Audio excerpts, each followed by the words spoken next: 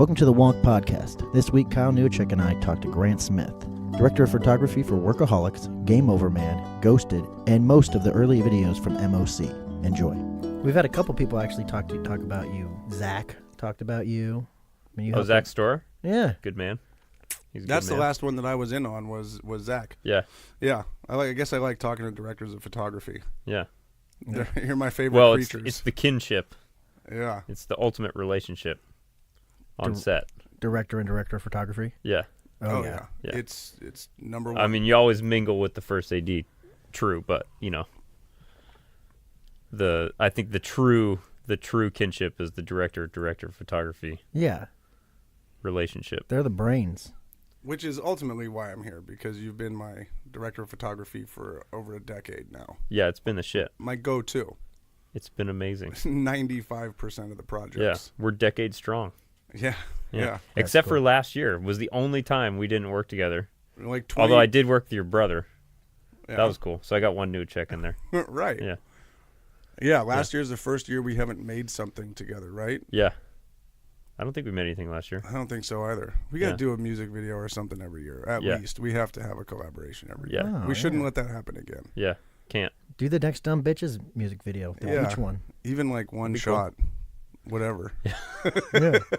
Well, you came out for the live stream too, so we did something last year. Oh, that was That this was in year. 2019. That was the this year, first of yeah. this year. Yeah. Damn, you really did Yeah. wait. Yeah. That's wild. Yeah. Yeah. I just thought about it the other day. I was like, damn, that's crazy. Yeah. And even the dudes too. I was like, because when we were down at for the Christmas boat thing, Oh yeah. I was like, Divines. Yeah. man, I miss all these dudes. I didn't work with any Workaholics people, or at least the cast and producers, for a whole year, which is insane considering the last decade. Yeah. Where it's like you see them every day Yeah. on set. Yeah. Yeah. We all hung out. We made everything together Yeah. for a decade. Yeah. And now everybody grew up and just like has their own ships. Yeah. All That's the ships are setting sail, which is wonderful. Yeah. But we should caravan. Yeah. We're going to have to come back and caravan and figure stuff out together. Yeah. Yeah. For sure. I mean, that's where it started, That's the roots. I like going back to the roots. Yeah. I think that's important. Yeah. Talking Yeah. about roots, when did you start loving the camera? Loving photography and stuff? I think high school, actually. I started doing a photography class, or it was actually, photography was just a course in this one, media class I did or whatever, mixed multimedia or whatever it was. I don't know, printing, photography, all that stuff. And then I started videoing skateboarding and doing, skate videos. So that's when photography went to video for me.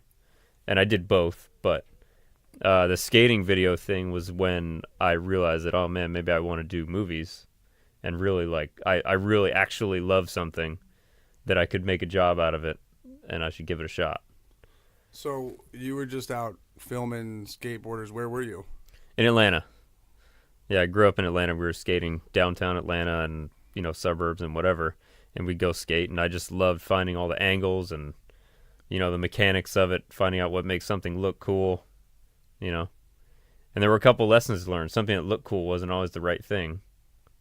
So you had to find, like a super long handrail. I filmed it one way that looked super awesome, but you know what? It didn't show how long the handrail was as good, that angle. So things I learned way back then still apply to cinematography. Like, just because something looks awesome doesn't mean it supports the story or means what you want it to. Right. Because you want to show in skate photography and skate videography, you want to show the whole trick. Yeah. You want to show the feet, the physical feet. Yeah, the physical feet, athleticism. and Right. show what exactly is happening without blurring it with a cool camera trick. Right. And that's all a lot of that is wide angle photography too, Yeah. right? Yeah, almost all of it. Yeah, skate video. That's cool. So you're painting a big picture and you're moving your camera, Yeah. which is probably why I love the way that you move your camera, and that's ultimately we move our camera a lot Yeah. when we work together. Yeah, I think we always find cool shots to do that stick with the story and enhance, which is awesome. I think Game Over Man, we nailed that. Yeah. Moving the camera? Yeah. We should count someday how many push-ins we did. Well, we That'd were be close hilarious. on set. I remember being like, okay, it's another push-in. Yeah. But you know what? It's comedy, and it's a good Yeah. stakes raising. Yeah. It was the right tool. Yeah, it's the right tool. You keep closing in on these characters, and you kind of feel a little bit tense, which is what we wanted them to feel. And so it just happened that a lot of that movie, there's tension in it. You know, there needed to be simple tension because it can't be too intricate because it's yeah. Well, yeah, I mean that was an awesome experience because since it was action comedy, we could do all kinds of cool action stuff, but you did have to kind of mellow it a bit at times to enhance the comedy moments, and then you could run the action sequence and then back to the comedy, and that was mellowed? Fun blend. Yeah, I mean, wow. Well, it's like if you go full on action movie. I mean, you cut a dude's face off. That's like no, not subject, not like what you're doing, but how you're showing it. Yeah, you know, because if you were moving the camera too much in some situations, and then like there's a punchline, you could totally miss that punchline because you're not resting for the comedy. Yeah. So that's something that we've like played with for forever, where it's like, okay, and learning how to stop the camera when the funniest part of the shot happens, so that then you're not getting in the way of the comedy, but you're serving the genre. That's dope. Yeah. Did you guys learn a lot with that Bill and Tez? Bill and Tez episode? Was a cool prototype. Yeah. It was a cool intro to sort of that genre. That was a fun episode. I really love that one. It's one of my favorites. That was a cool one, and we did a lot. We did a lot of stuff in that. That was season 6? 7. Seven. That was one of the last ones.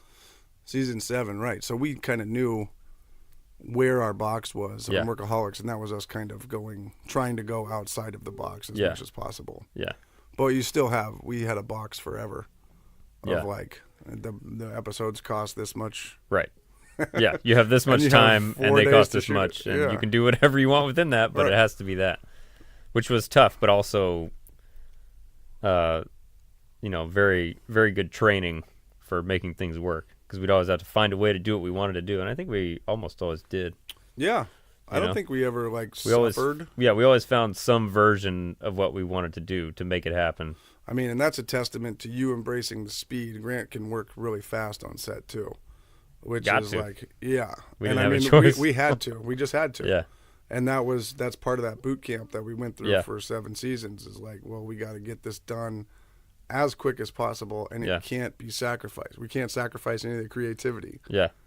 So how do you do it? Yeah. I mean, personally, I feel like every day there's going to be a sacrifice somewhere, in what I'm doing at least. But that's okay, because most people can't tell anyway. It's like a personal thing, like, oh, I wanted it this certain way. Didn't exactly achieve it sometimes, but it still worked fine, and no one's any the wiser. I mean, that's filmmaking for you. Yeah, that's just, I don't think that changes on any level. Right.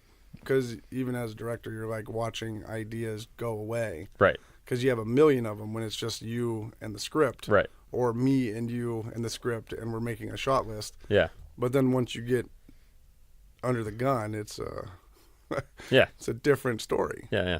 And that's when you get the coolest stuff, because you have to.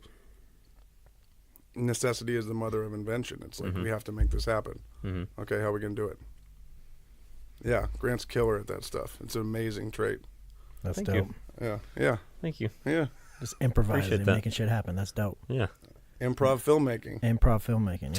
To me, I feel like that's some of the most inspiring moments, though. Like when the stuff's really coming at me in my head, like that, it's just spurs creativity.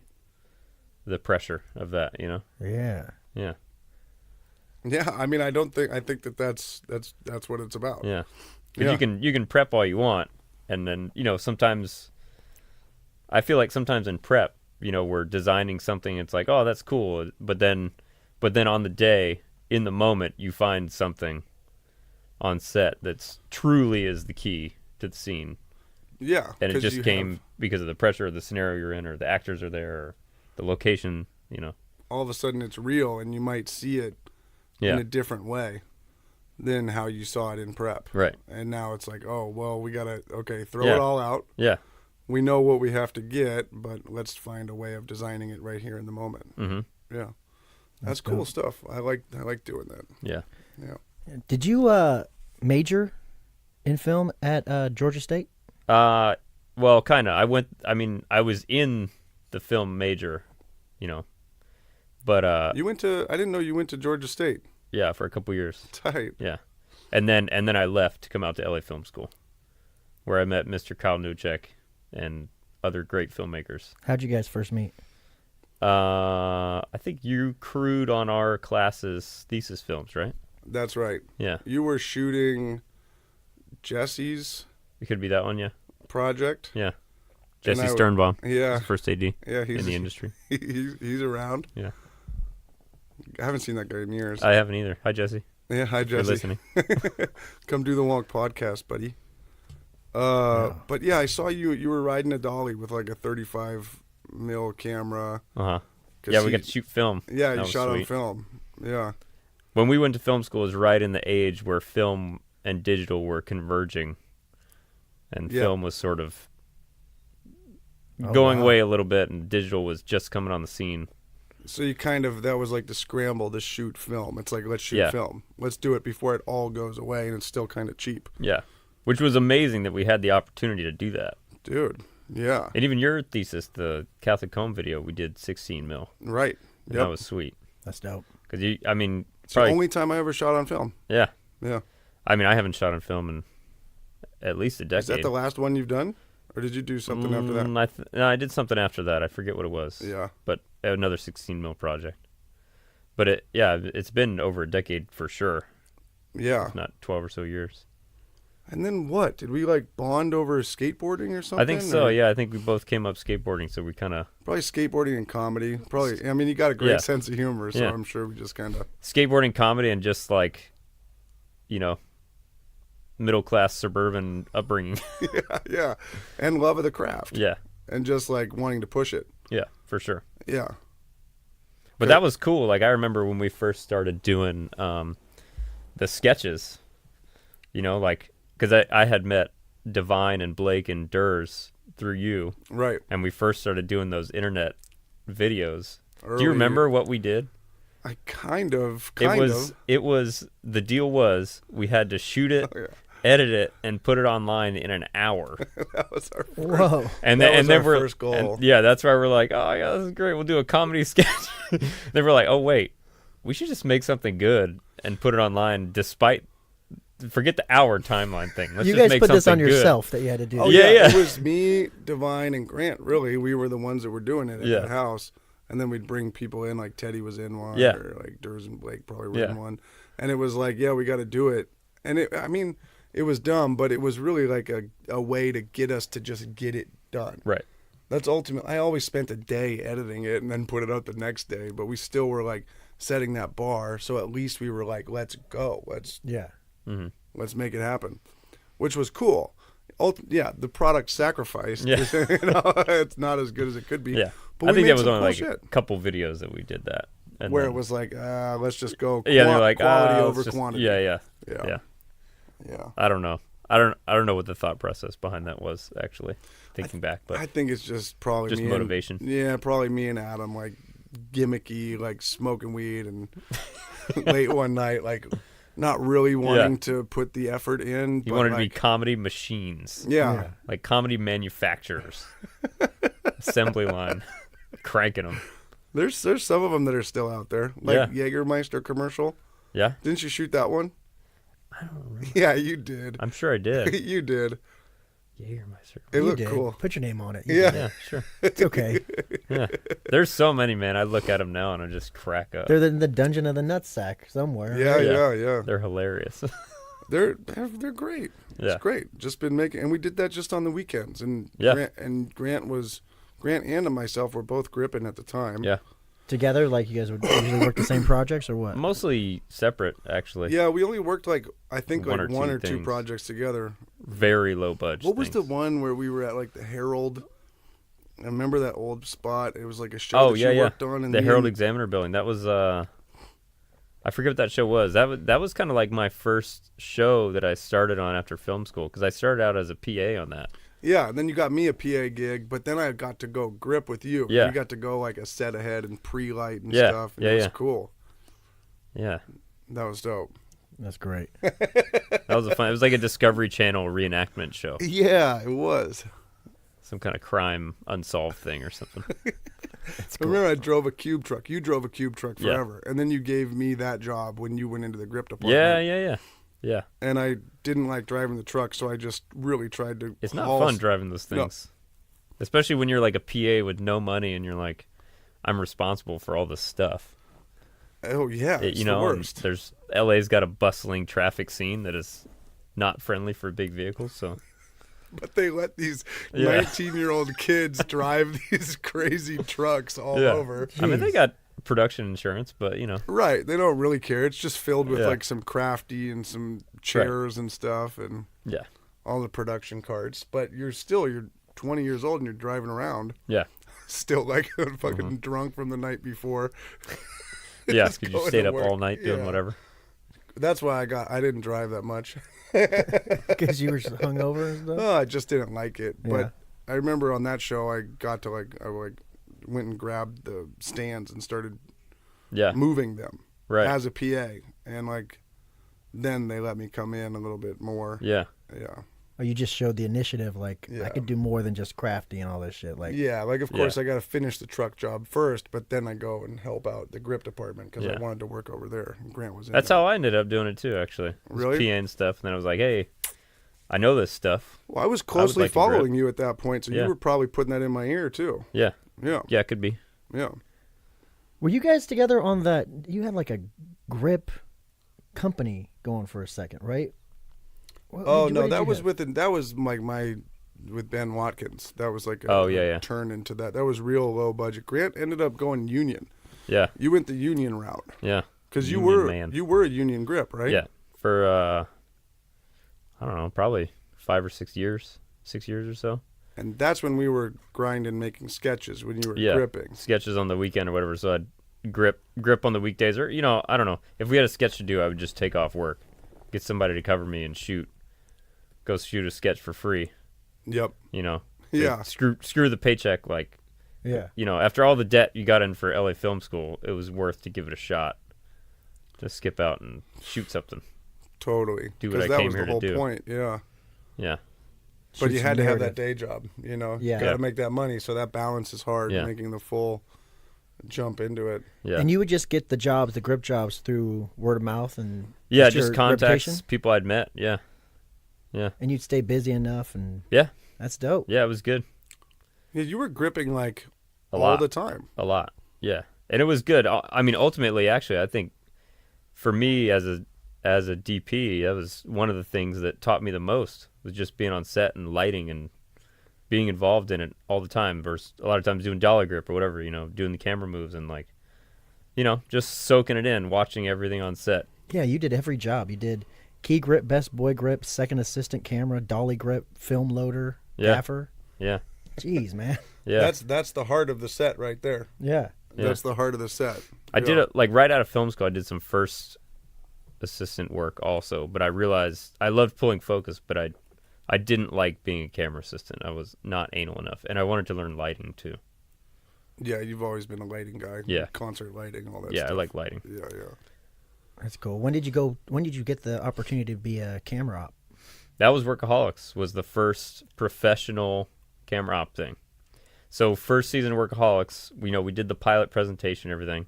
But then when the show got picked up, everybody was brand new, and I didn't get the DP gig because I didn't have any professional credits. This was the craziest moment. Yeah. Like one of the testing moments of like everything, because Yeah. Grant had shot all of Mail Order Comedy's sketches that looked good. I got the shaky ones from From who? I did the shaky ones because Oh, I just yeah. had too much coffee and I'm on a long lens and shit. Like, Grant shot every one that looked good, and he built the look for Workaholics, the web series, and then also the pilot presentation. And then ultimately Comedy Central, once we got the show, Comedy Central said, we have to hire a professional, quote unquote, director of photography. And I think that that was a moment where it was like that was just like the sacrifice that we had to make at Yeah. that time, which was really tough because it didn't make any sense to any of us. Right. You know, and I think because they were taking so many chances on a new director, 3 new stars, through a whole bunch of brand new. They took a lot of chances brand new, and they just said no Yeah. to the director of photography for The whatever DP reason. a DP is often someone that they lean on hard for technical experience. And that's the reason you don't see a whole lot of young DPs out there, is because you have to have stuff under your belt in order to get stuff. You know, you can't like just go get a job most of the time. You gotta have proof that you can do the job and experience. Right. The experience, I think, is key because it's Yeah. like, but ultimately, so we got another director of photography on Workaholics. Yeah. Mark Doring-Powell did the first season, and Mark was awesome. And he saw the pilot we did and was like, "Oh, this is great," you know. So he brought me on as the camera operator. He operated A cam and I did B cam, and then got to shoot some of the little, you know, cutaway stuff and like kind of B-roll stuff, and you know, he'd send me out to shoot little things. But Wouldn't you piggyback too? Like you would run ahead yeah, on some of it so that we could maximize our shooting. yeah, too. we'd always. be, you know, kind of flip flopping and jumping. Mark kind of always saw you as a director of photography of the show, anyways. I think. I think he had an opening in his schedule and he liked the project for season 1, but he'd done some stuff before that. He did the Everybody Hates Chris before Right. that. He got an Emmy nom for that. Chocolate News. Yeah, Wasn't it called Chocolate News? I think so. With David David Allen Allen Greer? Greer, Yeah, I think That's so. So he cool. was like a Comedy Central guy that Yeah. was like, they had him. Yeah. You know. He'd done some great stuff, and you know, so he did the little Workaholics show at the time. It was very small, first season, and but he brought me on, and then you know, when second season came around, he had a kind of a bigger fish to fry, and you know, was already booked on something, and so he kind of ushered me in as the DP for season 2 through the end. Yeah, he did a great job of like even negotiating that up through Yeah. too. Yeah, he had a big role to play in that, and Wow. he's an awesome dude, Yep. very talented. That's very cool. Yeah, Like he had to vouch for Grant after the season, and like I remember him knowing that was going to take place. And Yeah. he really like calculated it, and Yeah. then all of a sudden, like the dream team was back. right. You know, it took one season, but like after that, we were all back. Then the core of Workaholics was the true core of Workaholics until the end. Yeah. Yeah. And you did pretty much every episode. You DP'd every Everyone episode? after that, yeah. Wow. Yeah. Directors take breaks. DPs don't. Exactly. Like Yeah. I would be off prepping and looking at locations and Right. stuff, and Grant would be on set. Jeez. Yeah. But we had, the cool thing about Workaholics on the schedule was we shot 4 days a week, Tuesday through Friday, and then Mondays we would have meetings and scouts and prep stuff. So we would at least have 1 day a week at the beginning of the week that you can kind of look at the next episode, see what's involved, prep with the upcoming director, and, you know, have a meeting about it, everybody get on the same page. Yep. I think that's the only way we made that schedule work with all the crazy stuff we had going on. And that's a radical schedule too. That was that nobody really, not a lot of people do that. Maybe they do it now. It's more common now. That Right. At the time it was tight. Because it's crazy to have a dead day in production. To Yeah. have a day where people aren't actually on the clock. Yeah, but it totally makes sense. I mean, Yeah. since then I've done other shows that are 5 days a week, and you know, you just I don't like working cross on your those fingers shows. and hope it works. Yeah, like, I mean, those shows work if you're on like a lot on a stage or Yeah. something. yeah, more, yeah, especially a stage show. But like, But we were running around like locations. Yeah. Locations yeah, on Workaholics. yeah. we had our office set, but everything else was a location. Even the house was a location, not a set. So that Yeah. it was always a thing, you know. But that's the soul of the show, though. I think the location stuff was really like, Oh, yeah. I felt like, you know, the house in particular was the soul of the show. Oh yeah, if that looked like a set. Yeah, I mean, it forced us to shoot it like a real house. right. So it felt like a real house. Yeah, and it made the show feel more real, which I think it was a really what tapped people's. Well, I look back on You the know, show and I like you know, you used a lot of like practical lighting Yeah, in your lighting on that show. yeah, Mainly out of like, at first it was kind of like necessity, but then you learned how to place yeah. lights where you wanted placing them, highlights and near the actors or whatever, and and you actually know. lighting with Yeah. lamps that are visibly seen. Yeah. It's a very natural way of going about it. Yeah, and I think as we went further along, and the cameras got a little more high sensitivity in their light sensitivity, and you could make that work a little bit better. That's true. At the beginning, you needed bigger lights to yeah. And it's only kept going that way. Smaller and smaller LED units and things are more commonplace now than big hot tungsten units. Yeah, because that's like or it HMIs. was always HMIs back in the day. Yeah. I mean, we still use HMIs a lot, but there's all kinds of great LED units, For the running gun. Yeah. Damn. What was it like when you had different directors? What was it like to prep with them? Like would they call you? Would you be talking back and forth the week before or? Yeah, some I feel like some directors are more reach out a little bit more than others. But either way, it's great. I mean, we had they email you, send you kind of pictures of locations, what they're thinking about it. When I had a moment on like a lunch break or something like that, I could go in, chat with them, and kind of pick their brain a little bit, talk about special moments in the script that they wanted to enhance or do something different.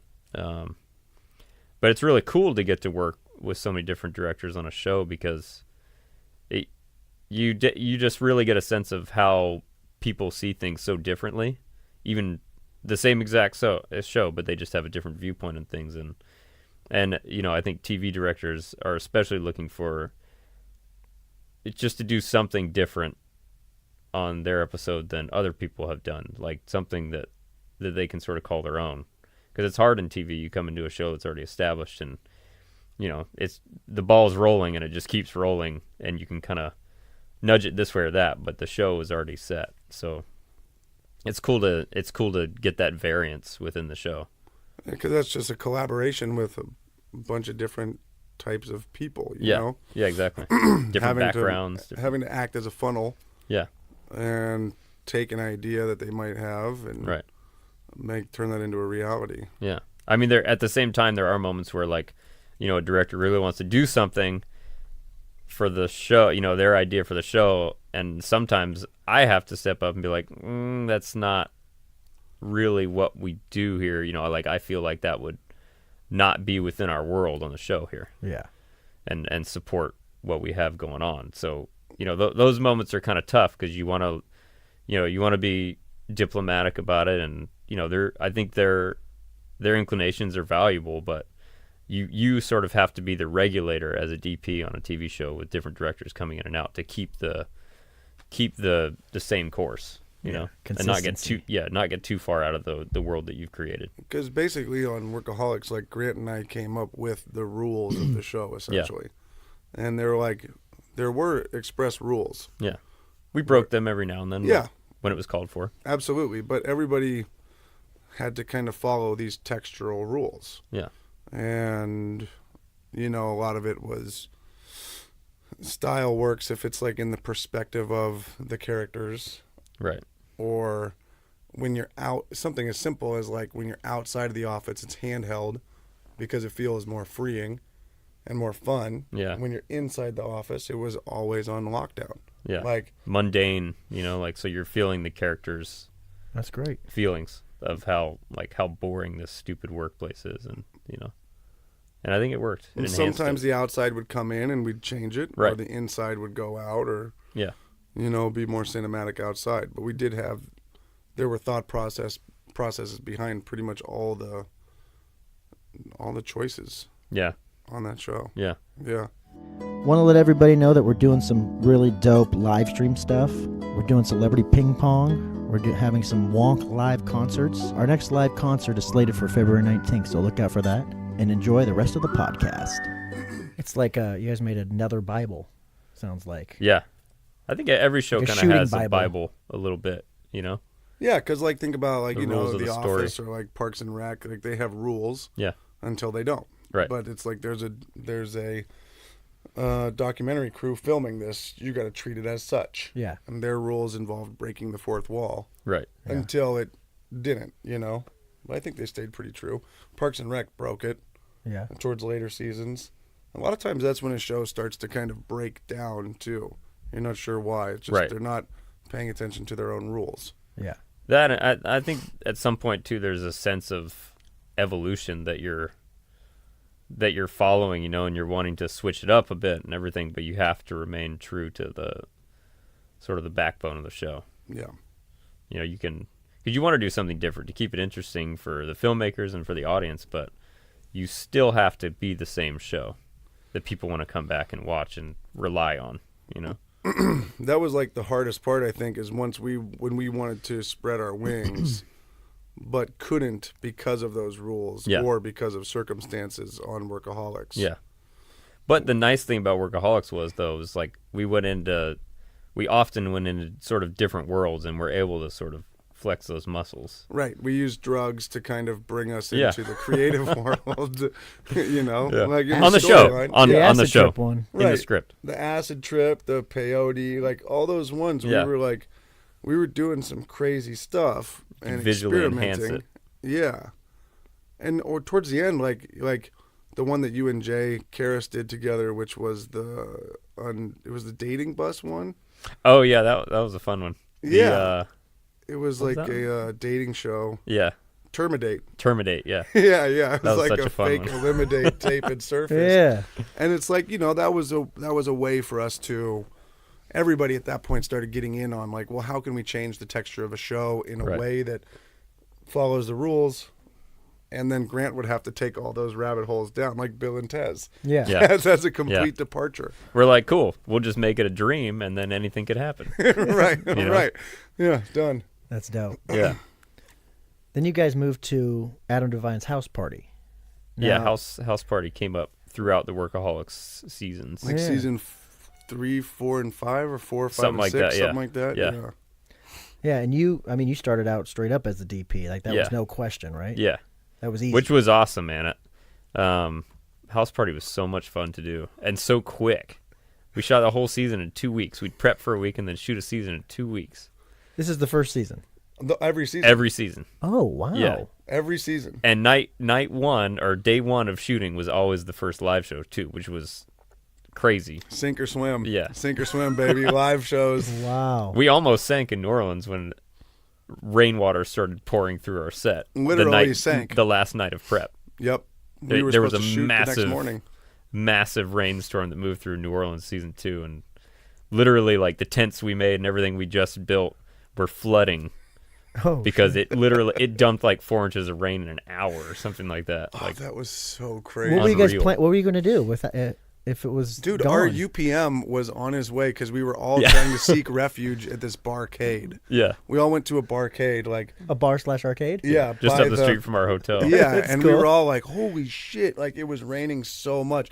And our UPM finally makes it there, and it's like, where's your car? He ditched his car, on the center divide. He or got something. stranded in the middle of the road because the road flooded, and he just got out and walked away. Oh, my gosh. And we were shooting the next morning. We were shooting like in the morning. We were supposed 10 o'clock, 10:30 or whatever. We were gonna nuts late calls because it's New Orleans. Yeah, and we'd always do late calls too because we had the night comedy shows at night. That's right. So we'd do like 10 to 12, 8, 10 to noon calls. Oh yeah. So then the next morning we were shooting our sketch stuff while they were cleaning up the stage and getting ready for the stage. Yeah. It was we almost sank. We almost sank. Yeah. Jeez. Yeah. But that show was a blast, man. To have so many comedians come through, and all the live stuff was so much fun to do. To watch their sets. I think we had like 6 cameras on all the comedy shows. Yeah, I think 6 cameras that were like manned. And then some mounted. And then a few mounted cameras. Yeah. And you're in charge of all of them? Yeah. I would be up there with Kyle at the monitors, calling certain camera moves or, we often had a jib and right. Yeah. Yeah, we were just calling it on walkie-talkies. Yeah. Yeah, it was pretty cool. That's dope. Mm-hmm. What kind of monitor were you? How were you guys monitoring all this? The 6 cameras. We had a bank of 6 monitors. That's dope. Yeah, it was a big you could system. see everyone. Yeah. Yeah, it was cool. Especially season 1 when we first started, and it was like, oh my God, this is live. Like, I don't think... Yeah, it was our first live thing we'd ever done. I don't think either me or you realized what it meant to be live until it was like 10 minutes before going live. Okay, so the first day house party season 1, we were limited on our location. We were at this mansion in Chatsworth, and we had to be out every night by like 11 or something like that. Like hard, everybody gone by 11. So our prep was cut pretty short, and we were behind. Literally, like the lighting guys are throwing in gels on the lights like 10 minutes before we start rolling on our first live show. I helped the electricians carry the spotlight up to this balcony in this house just to get it up there, get it going. Like we popped in a couple gels, turned it on, aimed it at the stage, and we were rolling. Yeah. Wow. Like we didn't have time to test this stuff. I was still building dimmer cues with the dimmer board operator and stuff like that, like minutes before we started. And Divine's on stage making people laugh, and then if you're not There's ready to 200 go, people he's like, in the audience. He's flagrant where he's just like, "Are we ready? Yeah, What's going on?" Yeah. You know, which it makes for a really fun shoot because you're on your toes. He's there. Yeah. But it's like, you got to get it done. Yeah. And you carried that spotlight up. That was so aggressively like freaky. I remember. Yeah, it was crazy. We had 200 people sitting there in a cold backyard. We had to be out by 11 p.m. Like we had to do this then. Right then. And the funny, ironic thing about this, placing season 1 in the backyard and working so hard to get it in the backyard, is you can't really see that it's in the backyard. Yeah, that is funny. Yeah. Like on the screen. Occasionally you see the house in the background of the audience. Yeah. You're like, oh, okay. But also, doing outdoor comedy is not very good. Yeah. The It's wind like and everything. The and laughs die. They get taken off into the air. Yeah, but we were like, oh, it'll look so cool being out in the backyard, and it'll be so cool. And it Right. was tight because we were doing something different, but it was not the right environment for comedy. It was a way different environment. It was dope. Yeah. Yeah, TK made an appearance that season. I was in the front yard, Yeah, though. the front yard comedy. Yeah. The front yard comedian on the stoop. I think I remember that 11 o'clock Yeah. out, too, because I think I was the last shot of one of them. Yeah, you were. Well, we had to rush your whole thing. We were trying to figure out how to like rewrite it because it was like, how are we going to do this? I'm always like, I don't know how we're going to do it. Always. Yeah. Well, that's me. And it's like, Grant's like, look, we just need to do this shot over to here. We'll transfer it over. And it's like, we got them all. B camera goes right here. And then you have to go and it's like 2 takes. Yeah, baby. Yeah. Like we have to map out sometimes those plays like, Yeah. like first we'll do this and then everybody's moving because you're moving a mob of people too. Right. Mm-hmm. So it's like we need to know where the gunners are going to be Yeah. and how they move. Yeah. Even if you don't get it, we only have enough time to go over here and you got to trust your edit. Yeah. But you gave a hell of a performance that Yeah. night. Thank you very much. I was trying to make some noise that Hot night. front yard comedy. Yeah, baby. Yeah. It was a fun set. Yeah. It was super fun. That was such a fun show, man. I would do that in a heartbeat again. We had some bands play. You know? Oh, yeah. House party was the shit. I was thinking about that the other day, actually. I want to go back and watch the house parties. I don't know where I'm going to find them, but... Yeah, because even in New Orleans, like we had the Orwells play. Yeah. We were in on the Bourbon middle of Street, Bourbon Street. filming the Orwells play in the middle of Bourbon Street. That was awesome. Trombone Shorty came out. Trombone Shorty was dope. We had the parade. The parade. We did a second line down Frenchman Street. Yeah.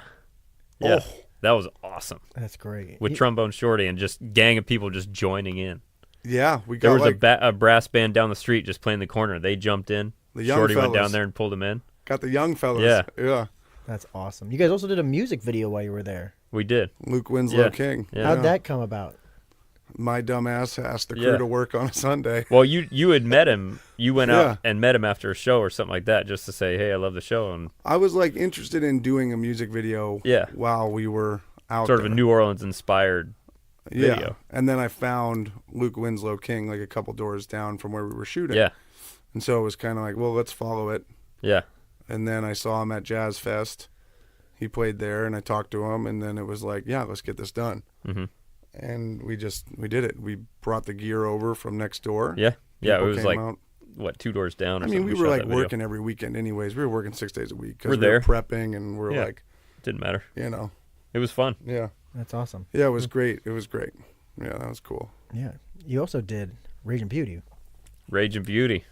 Yeah. He did. That was a good pilot. It was a great Non-airing. Non-airing pilot presentation. Yeah. Well, I'm saying that because What's it called on our YouTube? The craziest pilot never made. the Or craziest show never made. Never made, yeah. I mean, you look at that, you see all the faces on it. It really is. Yeah. Yeah. Yeah, because fucking. I was love cool. Rage and Beauty, man. Me too. That was was such a cool little project. And speaking of like us breaking the mold of Workaholics, we were doing that in Workaholics season 4, where we were in this mold, and it was like that project allowed us to kind of reinvent something. Yeah, get out and breathe a little bit. And, we brought a lot of cinema to that one. Yeah. It's a very cinematic show. Yeah, I'm gonna have to go watch that again.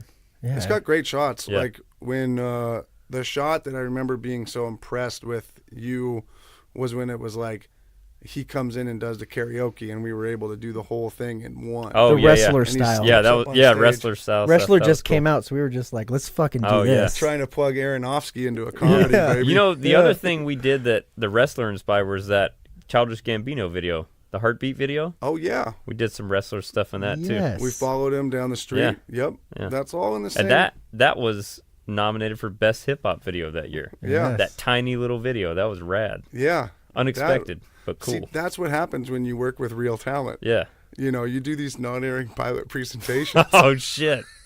I get it. Oh, dude, there's some hot rocks flying in here right Hot now. rocks. Yo, Yeah. nothing but love. Nothing but love. Ping I pong. had to do it. Come on, We're all, bitch. yeah. Oh, but that was nominated for a VMA. Yeah. Fucking Donald Glover got us nominated Oh, for no, was it BET Awards or VMA? No, it was a VMA. VMA? Straight Yeah. up Yeah. VMA. Yeah. That was crazy. Yeah, Donald Glover's dope. Dude, that He's headlining Coachella. that's insane. And we did the video Yeah. that got him nominated He for a VMA. recognized me because of Rage and Beauty, because we tried to get him to be the main guy in Rage and Beauty. Like the Oh, he was going to play Usher. he was going to play Usher in Rage Oh, and yeah? Beauty, or Walter. Yeah, he was going to play Usher in Rage and Beauty. Yeah. And I'm walking in like off Franklin. I'm walking into like the store in Franklin, and Donald Glover looks at me. He's like, "You're that dude. You're that dude." I'm like, "You're fucking that dude." Yeah. Like, why are you saying I'm that dude? Like, look at Yeah. you. That's because that we were making those in the same time period. Yeah. Yeah. We did the video. And Yeah, then yeah. Oh, that's right. Yeah. Rage and Beauty was around the time, so he was in the edit bay, aka my garage in Studio City, and I showed him Rage and Beauty. Yeah. Yeah, and we also sent him the tone poem Right. of me eating cheeseburgers. Oh, yeah. Yeah. Yeah, that was cool. Yeah. The coolest thing about that Heartbeat video was it was just you and me, just me and Kyle with little 5D Mark IIs cruising That's around. right. Yeah.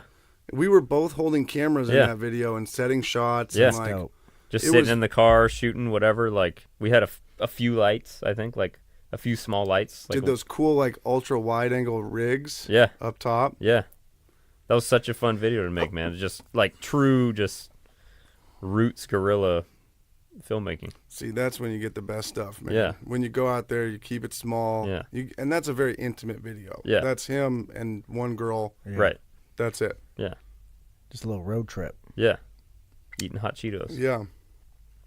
Yeah, that video was dope. And you know what's cool about that video too? And now that you say that it's like us, you reminded me that it was us with little 5Ds getting hella intimate and stuff. Is he like wanted to make when we conspired about it, we were trying to make an anti hip hop video. Right. That's true. So like, of And it was. course, to do that right, you have to pull all of the flash out. Yeah. And that's what we did. We pulled all the flashiness out of Yeah. it and made it gritty, made it real. And then I kind of see that texture in his work. Yeah. Like when he went on to go do other videos or go do Atlanta. Uh-huh. I see that Oh yeah, definitely. kind Yeah, of it's grit all in his very- comedy, and it's like, dude, that's cool. We Yeah. were right there when he was Conceptualizing the whole thing. right. Yeah. 'Cause I remember he loved that texture of that video. Yeah. It was great. Yeah. I mean, he's really made it take off, man. It's impressive. Yeah. Yeah. Yeah, so you go back, you guys keep doing Workaholics, Mm-hmm.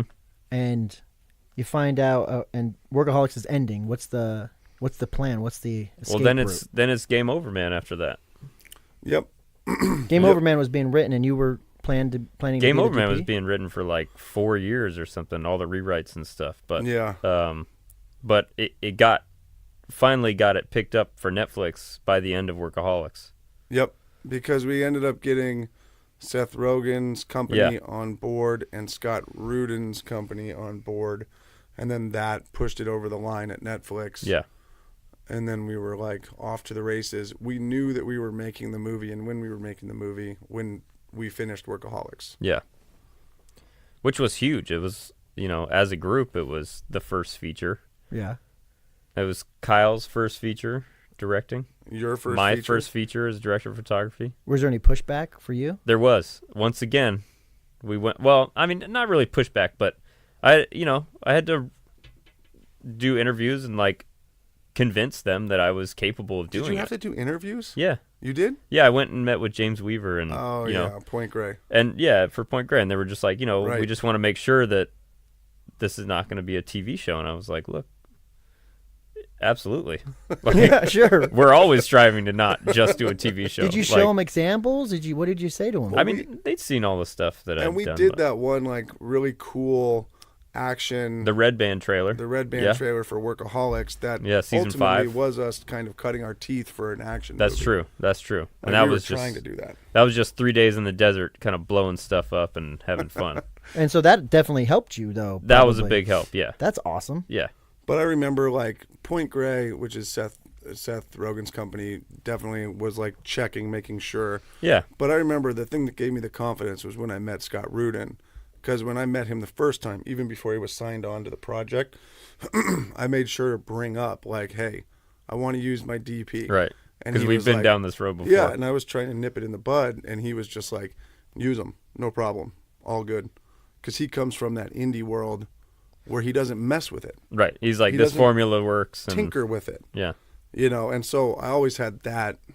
Yeah. I remember I was confident, but I still had a little bit of fear. Yeah, man. Where it was like, well, shit, man, these producers, Netflix could say no. Yeah. Yeah. Yeah. But Netflix At was any cool time. too.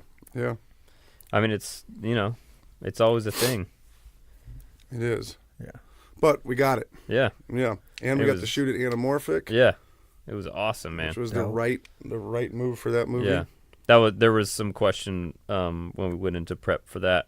Netflix was concerned that when you shoot anamorphic, it comes up in the 2:40 aspect ratio, which cuts a lot of screen space out, just makes it black, Uh-huh. So they were concerned that people would lose a lot of screen space, like especially if they're watching on a phone or something like that. And but in the end, we felt we stuck to our guns because we felt that it was the right creative choice for the movie, being an action movie essentially. Yeah. And we wanted it to look a certain way, especially it was a big throwback to Die Hard and everything. Yeah. And I mean, like that was one thing I remember that Seth ultimately helped us out with too. Yeah. Seth was in our camp about that. He stepped in because they were really letting technology wag the creative. Mm-hmm. Netflix was for a second. It's like, this is wrong. Yeah. You're choosing the canvas for us. This doesn't make any sense. Yeah. And so Seth stepped up and like, I think his wife was making a movie too that they were saying she couldn't do it. So he was okay. like, Yeah, it was a all right, joint we'll effort. handle this. Yeah. Yeah, I mean, I kind of felt like, But yeah, putting up millions for an action movie, like, let's do an action movie. yeah, the 240, we felt that that's like one of those rules that if you broke that rule, then now all of a sudden the guys are just in like a TV show. Right. We're And trying that's to another not thing. make a We're trying to TV show. separate, Yeah. and another thing is too is that up to that point we'd continually been conceptualizing it with that in mind. Thinking up, all right, hey, look, these are cool shots. The way these guys stack up like this, like, so much of it was in a hotel too. So like, actually reducing the height of the frame kind of helps a little bit because you're just getting rid of ceiling basically. You had actually built the sets. You and Bill Right. Arnold. Yeah, we had designed built the sets. so that the anamorphic. Yeah. Like they were wide. They were within that frame. Mm-hmm. Dope. And then they were like, Yeah. yeah. So that was a big win. Yeah. And ultimately like key to that movie. Yeah. I mean, to me, one of the coolest things about getting to do that, just getting to do a movie in general, was that the prep time. We shot for 6 weeks, but I had 6 weeks of prep before shooting it, That's which right. is never have I been able to experience that before. It's always been like 1 or 2 weeks, and we're scrambling to get it done. But to be able to sit down with Kyle and our production designer, Bill Arnold, and like actually go through and make something correct. Yeah, we had a storyboard amazing. artist on that. That was the first time we actually had a storyboard artist that we were working with. Yeah. And it wasn't just us drawing stick figures, Yeah. and that was all in the prep. We designed a lot of those sequences. Yeah. Yeah. Yeah. And then the Just you and schedule. Warren hashing it out from our shot list and whatever. But I remember when Warren even came up. Oh yeah, we had a day to sit down too, because I think you went out of town or whatever for one day or something, and we were just kicking it, going through our shot list. All right. Yeah. It's pretty cool. Pretty great. Dope. Yeah. Yeah, that's awesome to have storyboard artists. That's Gosh, and we crushed that movie. There was I loved it. much heavy lifting in that film. Yeah. It's just like a Workaholics show where it's just chock full of crazy set pieces and like how we gonna do this moments. The ante was up for sure though. Yeah. It was heightened. And we just went after it. Yeah. Figured it out. Yeah. Besides the storyboards and the time, what else was different between the TV world and the movie world, relationship-wise, between you guys? I don't know. It was kind of the same. We had more tools at our disposal. Yep. You know, More money. Yeah, more money, more tools, which was nice. So it was just better. Yeah, it was kind of the same, but we actually got to do a lot of the stuff that we'd always wanted to do. Right. I think we also had kind of a lesson of breaking out of our shells, and we actually were closer on that project. Yeah. Because we didn't have the rest of the Workaholics team around us. Right. We had a team, and then we were working with like a new first. Right. We were working with a new yeah. UPM, new production designer, and we were up in Vancouver trying to manage that as well. So I feel like you and I we were close. Yeah, we got super tight on that. This Absolutely. this is us. We're making this. Yeah. And the dudes came up right before we started shooting, and then it was like, yeah. Hey, and the gang's back. Yeah. Yeah. That's great. You guys built the world, and they just got to step in it. Right. And then they helped to build their characters within the world. That's awesome. Yeah. But yeah, that was amazing. Yeah. So much fun. That's cool. What's it like now having that movie under your belt, getting jobs and? It's good, man. It was really nice to finally put that on the resume, because I'd been trying for years to get a feature, and I think I'd had like 4 or 5 of them, littler ones, smaller ones, but come and go. Like they'd start up and then they just fizzle or whatever, or like, or even actually. So when we did second season Workaholics and I took over as a DP, I had a buddy who did a really small movie he had written for himself, and he finally got funding. I think he ended up shooting for like $200,000 or something like that. But it was funny because I was like, oh man, this is awesome. Like I can't wait to do it, And the people who funded it were like, nah, we needed like a professional DP. Ugh. This is before. So we were back at this. And then like the next day I got season 2 Workaholics, and I was like, okay. That's cool. Yeah. That's tight. That was another crazy story. I was just like, damn, is this gonna, it's just a thing. I mean, multiple seasons is better than one movie. Yeah. And we had like ultimately, we had more money on Workaholics than we would have had in this movie. His movie turned out great. I loved it, but. Well, yeah, I mean, you think about it just in terms of money, it's like $200,000 for the movie. Right. That's not a ton. At that point, we were spending $850 on an episode. A week. A week. Yeah. Yeah. And he had $200,000 for like, I think they shot for 18 days or 16 days or something. Yeah. So it's ultimately like do a just under $10 million TV show or do a $200,000 feature. Yeah. Man, that would have been cool to see what you pulled off for $200,000. I know, right? Yeah. That's the fun part about those yeah. projects. I love that stuff though. Like just really getting inventive about how you can get the most bang for your buck and make it awesome. Because it's really not about the budget. It's about the story, and it's about just creating that story in a visual sense and making the most of it, and making making something that drives the story, that contributes to it, So true. That's what it's all about. Yeah, like money equals tools, right? Which is bells and whistles, right. Basically. I mean, you're not going to make Game Over Man for $200,000. No, but there probably is a way to tell that story. Yeah. Not so flashy. Right. Mean Streets, like right. Scorsese or something. That would be interesting. Is try and cap budgets of movies already made. But big budget movies already made? And try and remake Titanic and shit like that? Yeah. But really try and tell the story well. To try and make it so you're not sacrificing anything. Yeah. You just have to stay inside a couple rooms. Yeah. Yeah.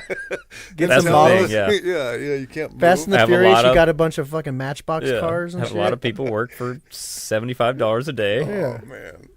Day and night. Craigslist actors, that's what you got. Yeah. It's great. Yeah, that's the thing. Or just people putting in time for free. Low budget versions. Yeah, my mom and dad are Jack and Rose. Yeah. We'll get you on the back end after distribution. Yeah, exactly. Sure. That's what happens. Yep. It's that Duplass Brothers for me. Yeah. But works. I mean, after Game Over, man, I went straight on to Ghosted, which was cool. Kevin Etten was running that. There we go. And then that was a really fun time, man. Yeah. Yeah. Messing with genre in that one too, huh? Yeah. Yeah. Comedy horror stuff. That was really fun. That was cool. Yeah. Kyle came out and did an episode. And Durs and Blake were in an episode. Yep. You know? That was a blast to do. That's dope. Yeah. That had a weird transitional phase, right? It did, yeah. There are actually 2 versions of Ghosted. We did in one season. In one season, technically.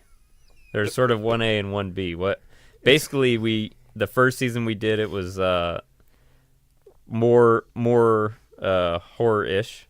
It was like cinematic. Yeah, more cinematic, flashy. Setting shots. Yeah. Yeah. And then the second rendition of it was I don't know how to That's a good way to describe it. It was still all right. It was very funny. We took the cinema out of it and we took it became more like like we were finding shots with the camera. It became more like stylistically like Parks and Rec. Is this when they changed showrunners?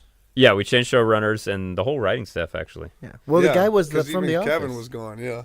The guy, next showrunner after Kevin was Toby from The Office. Wasn't it? Paul Lieberstein came in and took over, and then and we did more of an Office style with it. So, and we also added like 5 new cast members. Really? Yeah. So there's no rules. Yeah, it was like a complete flip because I think for Fox I don't know. Fox was trying. I guess it wasn't working, and they were like, well, let's just flip it and see what happens. Right. See if it'll work. I think it was just very hard to wrangle the cinematic show because they were like on the schedule and the budget and everything. It was like there was really a lot tough going on to figure that out. So if you take that element out of it, it let whatever the process was for the comedy do what it needed to do. And ultimately, I think like adding the 5 characters and everything, it just became more of an Office show. Yeah. With no ghosts and no. We had a little bit of visual effects, but nothing like the first. There was no ghosts? No. After? No. They were at the Bureau, but we never did any more ghosts or creatures or aliens after that. Trippy. It was always like it was it was like oh, this could be out there, but we'll never find it. More like the X-Files, where it's like, this stuff is out there, but gosh, they never find it. Which is funny. It is funny. Yeah, it was a tough show to do. It was. I only did 1 episode. It was the first run of it was really hard because there were tons of visual effects, stunts, all this stuff going on, and we were shooting 5 days a week, so I don't get a prep day. The directors out there kind of trying to get it done themselves, hoping that the script stays the same. I remember on my episode that was the thing that was like scripts change a lot. There were a lot of notes coming in from everywhere. I think the problem. Honestly, I think if that show were an hour-long show from the start, it would have been awesome. Could have been. Yeah. Yeah. Because the dynamic of Adam and Craig was super funny. That was really, really good. The missions were really fun. Everything was really fun about the show. But the problem was when you get into editorial and you only have, 24 minutes to bang it out, you lose either the comedy or you lose story. Right. Because we've shot all this stuff and it just doesn't fit in the box. Yeah. So if you had a 45-minute runtime to explain all these missions, get the jokes out and everything, it would have been really cool. Damn. Yeah. I remember we went out to the desert and shot the opening of my episode, and it was tough. It took a half day, and it was everybody was fighting to do it. We had to do it, and then it was they cut it out of the episode. Yeah. It's just like Yeah. this weird like embarrassment of riches kind of that happens in network television. Yeah. Not Yeah. just that show, but like, Community, all the shows that try and push the envelope on Yeah. networks. It's like an embarrassment of riches. We ran into some of that on Workaholics too, though, where it's just like we shot all this cool stuff, and in the Yeah. end, it's like a couple quick shots, and then you're into the story or whatever. Like, True. there's just not time. You have to serve the story so people know what's going on. It's very true. And you gotta make 21 time for minutes the and jokes. 30 seconds. Yeah, You got to fit it in. yeah, Yeah. Gosh, but I mean, what a wonderful cast. yeah. You know what? Adil Yeah. is in Murder Mystery. Oh, is he? Oh man, Yeah. Adil cracked me up, dude. I love that guy. I grabbed him Yeah, and put him awesome. in Murder Mystery. That's Yeah. great. Yeah. Oh man, I can't wait to And see him. everybody loves him. Yeah, Yeah. he's so good. Funniest. Yeah, but also, I mean, he was great in The Big Sick too with Kumail. Oh, yeah. He played his brother, and it's in a more dramatic sense, and an amazing actor. Yeah, he's awesome. Yeah, It was he fun. really just nails it. He gets into it. Yeah. It was like, because in Murder Mystery, we have the same character almost. It's kind of like Bay. Bay Awadi. Mm-hmm. It was like the same character. And I was like, yo, we Oh, got to okay. switch this up. So I cast Adil Yeah, to at least take it to an older guy a little bit, like Right. like a fluffier gentleman, yeah. which was cool because Utkarsh just killed that part. Yeah. Okarsh was fantastic. Fantastic. Couldn't have asked for a Yeah. better person to play Bay. The only other person, I'll say this on the record, the only other person that could have played Bay is TK. I believe that. Yeah. I believe that for sure. Thank you. Yeah. I mean, I wish you would have thought of this when you were casting, but No, yeah. I did. Did you really? Oh, but there's no fucking way that was going to happen. I know. I thought you were going to say Ryan Maximili, to be honest with you. No, you. Hell yeah. Thank yeah. you for that. Yeah. You have the real live insanity within you I to do. play that character. Yes. Thank you. Yes. Yeah, baby, roast battle. Yeah. I'm the only person that ever been kicked out, banned from the Comedy Store at the roast battle. You That's did? awesome. You got banned? I'm banned from roast battle. Did you go too hard? Yeah, roast battle is supposed to be the most punk show, but Yeah. I took it to the next level, and I'm never allowed back there again. They said I'm banned. That's awesome. Yeah, Jeff Ross was there. Jeff Ross was one of the judges. Did you at least get a plaque on the wall or something like that? Like No. this dude not allowed in here? That'd No, be but cool. they stole my Mr. Potato Head doll that I used as a prop That's bullshit. because I fucked him in the ass. All right. That's cool. Cut that. Yeah. That's a real thing. I'll Oh, show you. this dude, you got to show him the picture because he, had his. I heard the story from Blake. We'll Yeah. cut all this out. But I heard the story from Blake that this dude shows up and he's sitting on stage with something in his Letterman coat. And he's not letting anybody know what it is. And Blake told me that he was actually, afraid that Thomas had snapped. Right. And he had a weapon in his coat. Like, he was playing. Shit. This Other is his- people probably were too. Yeah, and I Yeah. think other people were so on edge. If Blake himself that knows me. knows you and is good friends with you, known you for 10 years, is telling me after the fact what he really thought. Right. There must have been some weird energy in the air. Because I was aggressive too. I was masculine. I was Right. like all these guys. None of them have my build. None of them have Yeah, my yeah. aggression. So I was talking like this, and I was talking like it was like Eminem. Like it was like a Right. rap battle, and I'm just like, you look like a fucking Gollum. Like no jokes had punchlines. They were just like, look at your fucking sunken eyes, Gollum. You look like Gollum. You just look like Gollum. It was all Gollum. It was like Mike Tyson at a press conference, Right. about to cry because somebody said something. Right. And then they said I wasn't allowed back, which is whatever. I'm just too punk for that. Yeah. I win. Too punk for comedy. Too punk for comedy. Not too punk for Wonk and the Wonk podcast. That's right. Yeah. Damn. Well, Don't get into method acting. He's too method. Yeah. too method. Yeah. Oh, yeah. I'd kill myself. Whoa. Okay, bring it back around. Let's get an ending. What have we Yeah. Well, I mean, we got everything. Yeah, Grant. You guys have a very cool relationship, very cool career. Thanks, It's man. awesome. Helped each other out. It's awesome. It's amazing that we've been able to just live the dream.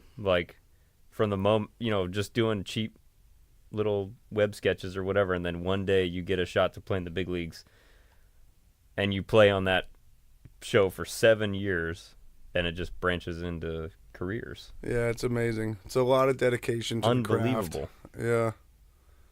Dedication, It's like, man. you know, it's the dream that everybody, the big break that everybody hopes they get. You know. Yo, but we could have gotten that break and totally messed it up too. Absolutely. Yeah. You know what I mean? You think about that alternate universe where it's like we get this show and all of a sudden we just can't handle it. Yeah. Well, here's the thing. I mean, we always just did our best, stuck to it, did the best we could. You know, just believe in that. And you trusted each other too. Yeah. What else can you do? You know, if you're know. in the fire, you got to just go with it. That's the thing. All of us, none of us were LA boys either. Yeah. It's like you came from Georgia, you came from Omaha, you came from Chicago. Me and Blake came from up north. Yeah. And we're all here to do something. Yeah. And now we get to do that something. The drive was there. We're not just going to. Even before we were getting paid and paying our rent to do it, it was like, we're here to do this. Yeah. And then you get the opportunity and you're still here to do this. Yeah. I mean, that's the thing is that, you know, a lot of people come out here to do this, and I think a lot of people, I think, realize that maybe they don't want it that bad. Because, you know, so many people come out here and they move within the first couple years or whatever because nothing's really happening. Because it's hard living out in LA. You know, it's expensive. Yeah. It's hard to break into the industry and just get running. But I think the people that make it either have a sweet spot in nepotism or they're working super hard at it and don't give up. Because it truly means something to them, you know? Yeah. Not just like, oh, it didn't happen, so I'll just go do something else. It's like, no, they wanted it that bad. They're going to make it happen. Yeah. Can't say it anymore. Better myself. And then there's luck on top of that. But, yeah. Was there ever a point, like, before Workaholics that you had that feeling, like, maybe I should go back to Georgia ever? Nah, never. Nice. Because, you know what? I love California, and also, on top of that, I was working as a grip. And doing, you know, I loved working as a grip. It was good. It was a good job. I enjoyed being on set. You know, it was good work. Pay was decent, you know. I liked it. I liked it. It was good. And once I was working steady in that, it was like, oh, I'm just here now. Yeah. But it didn't mean I was going to stop trying to do what I really wanted to do. Yeah. If I'd gotten comfortable and just been a grip, then that would have just been it. But you know, I also got myself like $50,000 in debt for film school, so I figured I at least owed a shot. Yeah, weekend shots. Yeah, taking them weekend shots. Yeah, gotta take. And sometimes, you know, taking off work and not making money but make something. Right, sacrificing a day's pay to go try and invest in yourself. Yeah, and but that was cool. I didn't really have to be the starving artist for too long, you know. Because I had a job and a way to make money that was relevant in the industry, which is nice. Yeah. And taught me a lot. That's awesome. Yeah. All right, guys. Thanks for coming out. Thank you so much for having me. Wonk Podcast. Wonk Podcast. For life. Thanks for listening. And if you haven't already, go check out our YouTube page. We got cool videos up there, and we're doing a lot of live streams. So join in the fun, guys.